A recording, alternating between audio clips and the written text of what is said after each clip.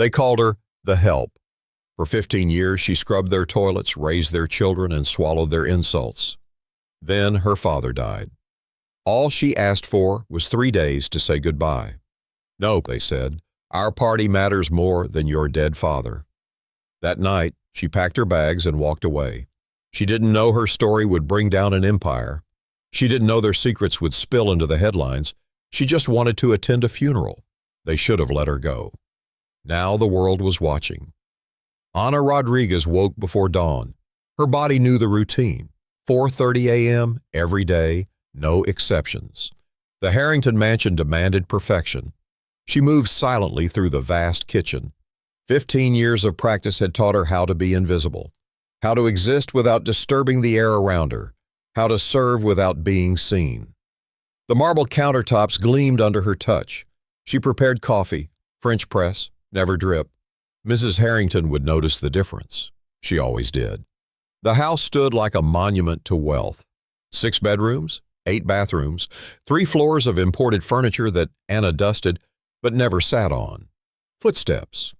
Victoria Harrington descended the grand staircase, silk robe flowing behind her like water.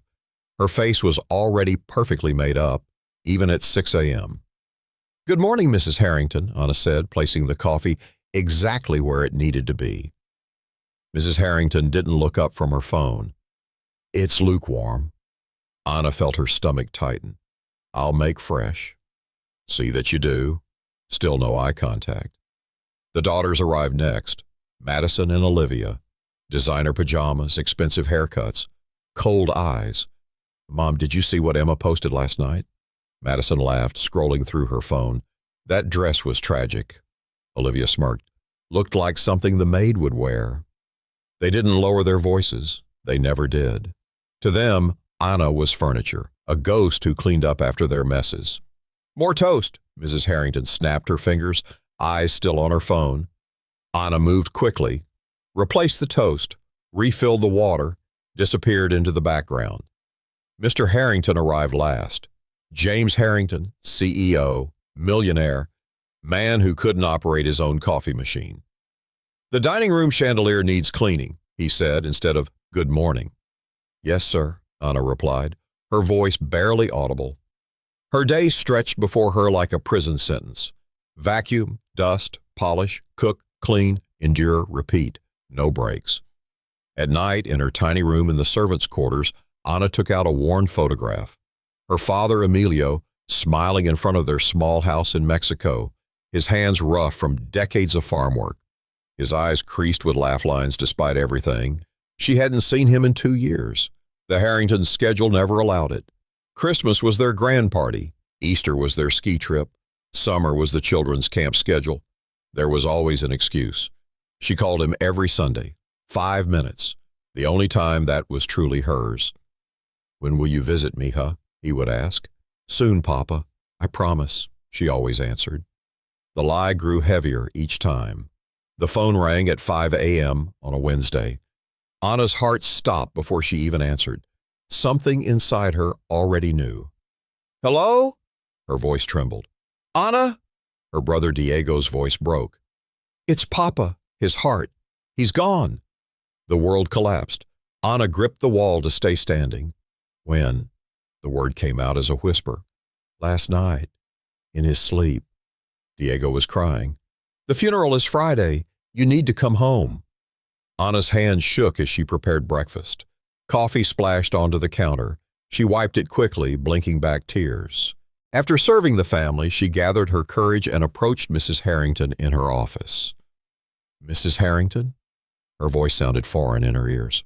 "What is it?" Mrs. Harrington didn't look up from her computer. "My father died last night. The funeral is Friday. I need 3 days to go home." Mrs. Harrington finally looked up, annoyed rather than sympathetic. "This Friday? Impossible. We have the foundation gala. 70 people will be here." Anna's chest tightened. "It's my father's funeral. And this is the most important event of the season." Mrs. Harrington's voice hardened. "You knew the job requirements when you started. I've never asked for time off before.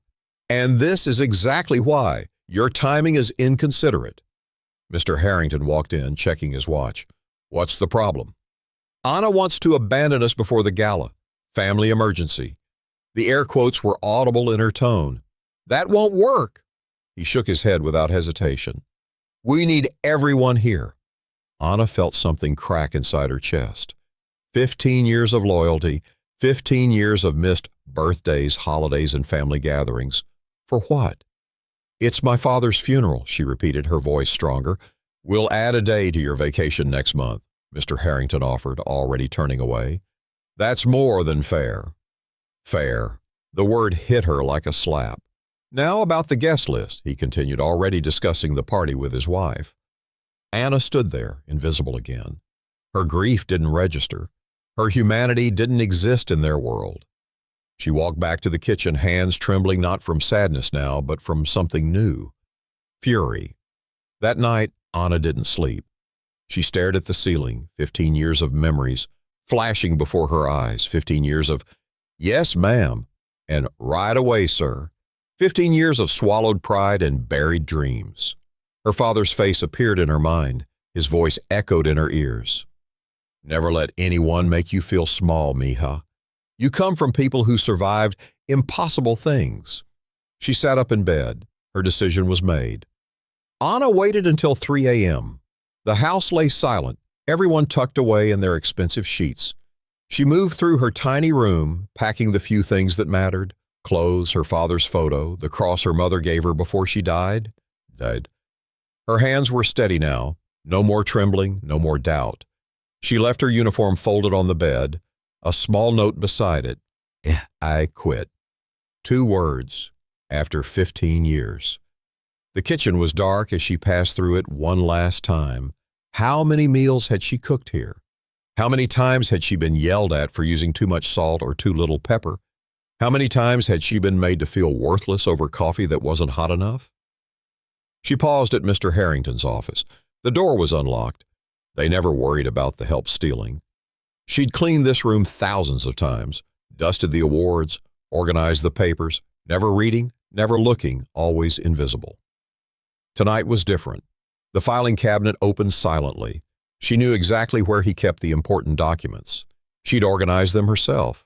Tax records, offshore accounts, emails printed and hidden away from prying eyes, things Mr. Harrington didn't want anyone to see. Anna took nothing. She didn't touch a single paper, but she saw. For the first time, she really saw. The front door closed behind her with a soft click.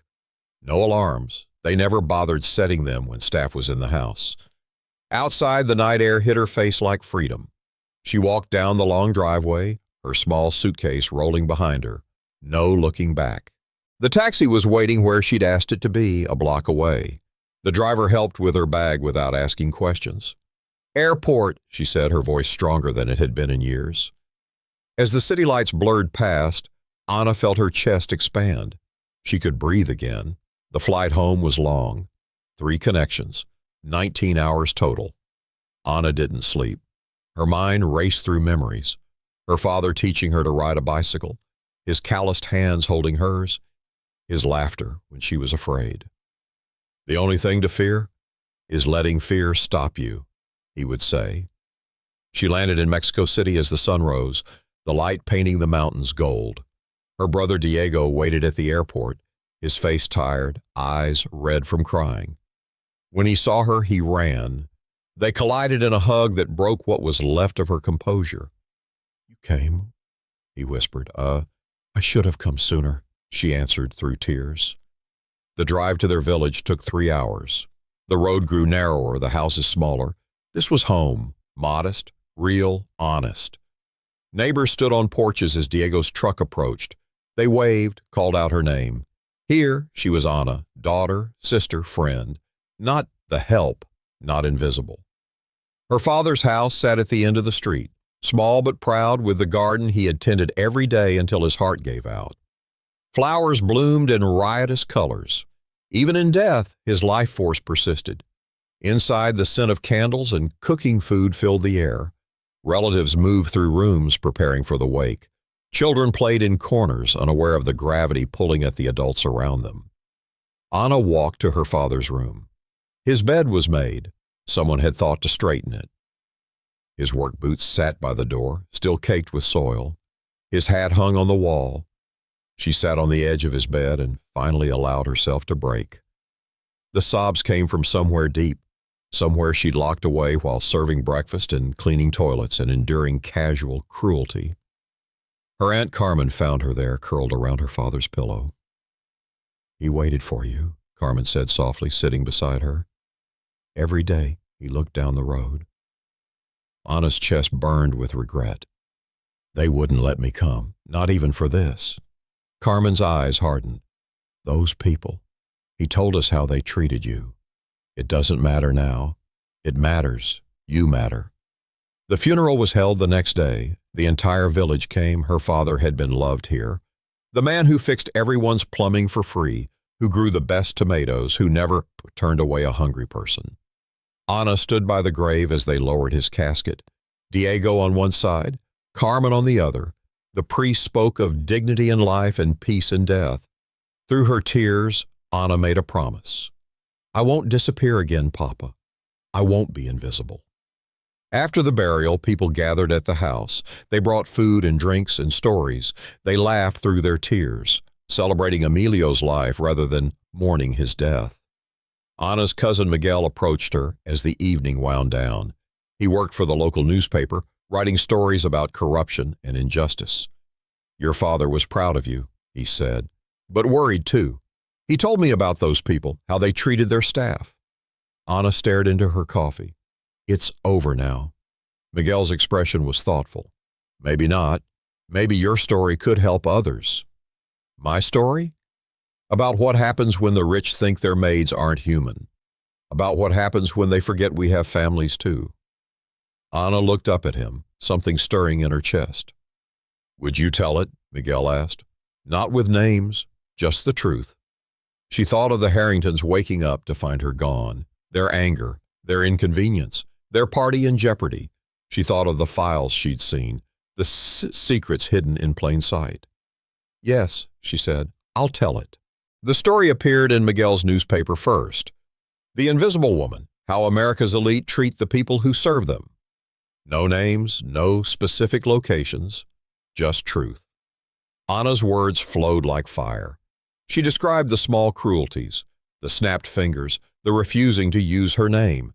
She detailed the demand to miss her father's funeral for a party.